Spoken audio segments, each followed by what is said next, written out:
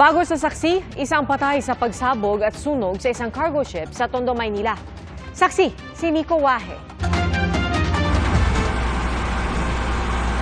May itim na usok na nagmumula sa bahagi ng Pier 18 na nakuhanan ng video ni Marvin Mataak sa may port area Vitas, Tondo, Maynila. Nasusunog na pala ang isang cargo ship.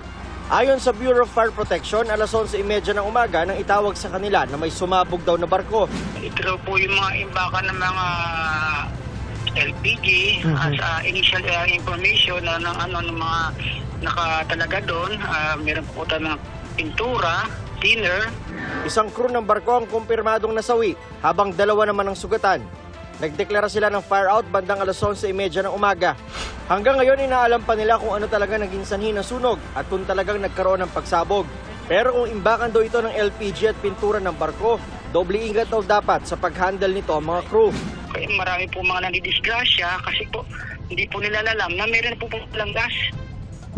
Kapag nagbukas po tayo ng pinto or ilaw dyan ng mga electrical equipment na maaari maka-charge, yun na po, ganun lang po natin malaman na nakakalat na po pala yung mga gas. Hindi pa raw mapasok ng tuluyan ng BFP ang bahagi ng barko na nasunog dahil sa mga LPG at pintura. Sinubukan namin tawagan ang numero sa social media page ng St. Francis Xavier Shipping Lines na siyang may-ari ng barko pero walang sumasagot. Para sa GMA Integrated News, Nico Wahe, ang inyong saksi.